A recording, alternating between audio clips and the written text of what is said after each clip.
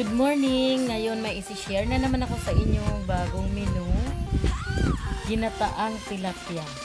So ito yung mga kakailanganin natin, tilapia po. Prinito ko na yung tilapia.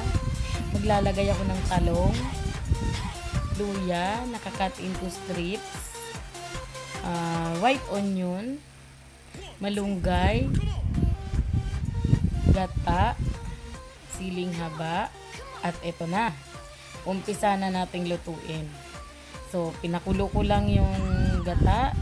Isinama ko na doon yung bawang, sibuyas, saka yung kamatis. So, yan. Pagkulo, ilagay na yung pritong tilapia. Bakit po prinito? Kasi kapag hindi natin siya piprituhin, madudurog siya. So, pag gata, ganyan, kukulo ng kukulo, madudurog. So, kaya always piniprito ko po kapag luluto ako ng ginataang tilapia. Pero, pwede rin naman po na hindi prituhin. Wag na lang masyadong galawin para hindi rin siya madurog. Same lang naman yan. Ayan. So, maliit yung ating lutuan. Mukhang aapaw na naman tayo ngayon. 4 na piraso po yung tilapia kasi 4 po kami sa bahay namin.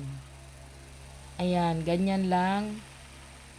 So, galaw-galawin natin para ma-spread. Lahat malagyan ng gata, yung ating tilapia.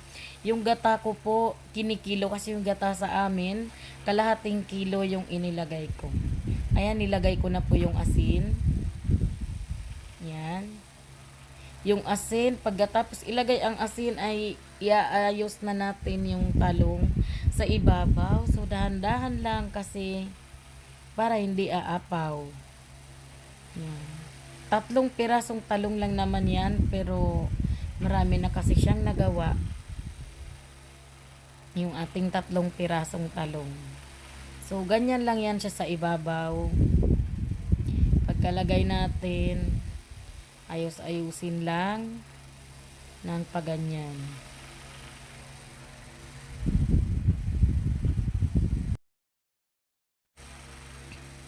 Ilalagay ko na rin po yung siling haba para sumali na siya sa lasa.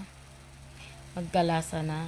Marami pong nagagawa yung siling haba dyan sa ginataang tilapia. Nakakapagdagdag siya ng aroma sa luto mo. At the same time, nakakabawas po yan ng umay. Since kung napansin yung sobrang po ng gata natin. Sobrang dami ng gata natin. Sobrang ispiso ng gata. So, pero napakasarap po nitong ating ginataang tilapia na to. Ayan, nandyan na siya. Ilagay na natin.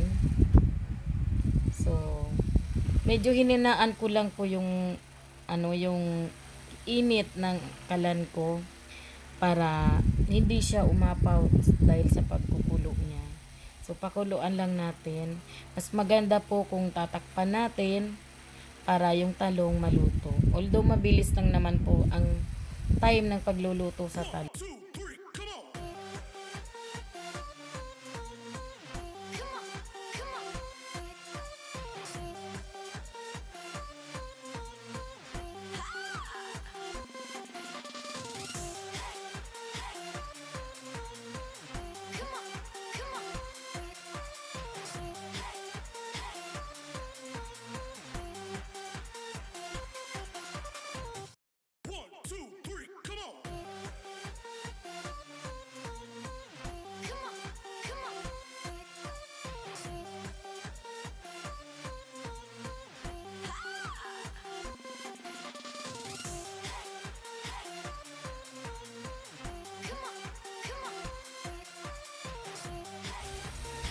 Since malapit na pong maluto, lumambot na yung talong, ilalagay ko na yung malunggay.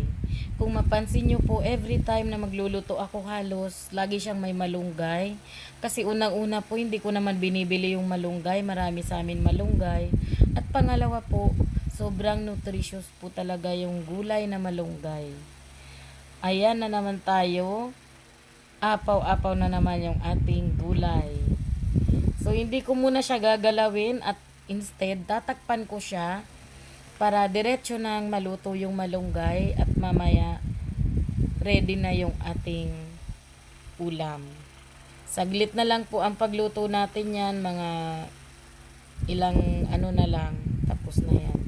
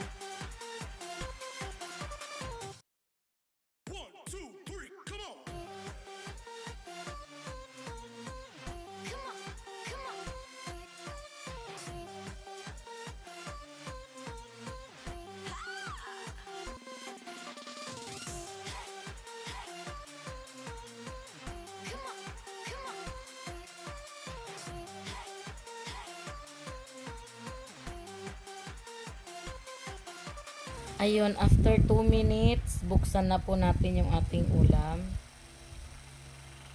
So, ayan, lutong-luto na po siya.